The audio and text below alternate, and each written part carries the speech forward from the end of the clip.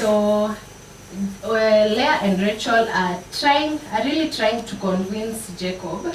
So Leah, on her own perspective, she thinks if she gets more children, Jacob atampenda. And Rachel thinks if she conceives and gets her own child, then Jacob will be happy, because maybe she was undergoing humiliation.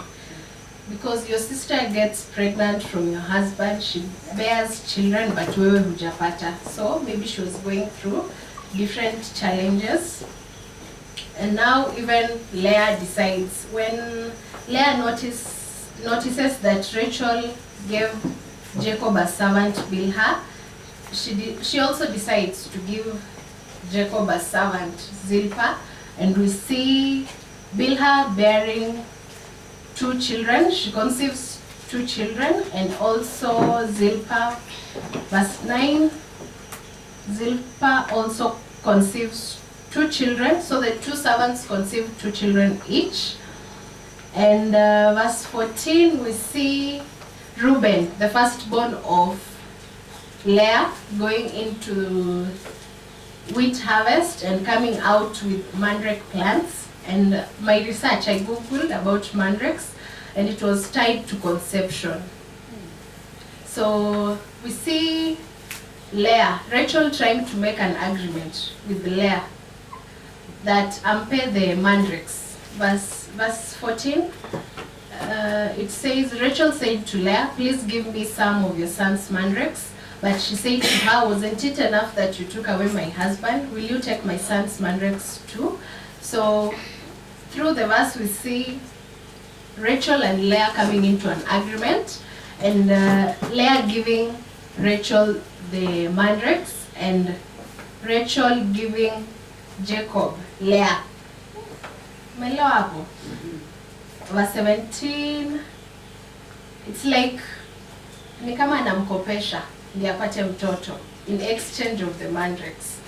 So verse 14 onwards, we see Leah conceiving another child through Jacob. And verse 17, God remembers Leah, and she also becomes pregnant. Not Leah, Rachel. I think that is verse 22, yes. From verse 14, we see Leah conceiving, getting 2 more sons and a daughter. And now verse 22, we see Rachel getting a child and conceiving. And I was saying in chapter 27 or 28, when the Lord spoke with Jacob, when he had a dream, he promised him offspring. So hata kama hii mandrakes are tied to conception, I think they didn't have power. God had power to give Rachel children, right? Because God ndio hupeana watoto. There is nothing, I think there is no medication that we can say, okay, there is technology, but finally it's only God who can give children. Yes, so from verse 25 onwards to the end, 25 to 43, we are seeing Jacob sasa anaona it's time to move out and start his own family with his 2 wives and his children. But now Laban is asking him not to go away.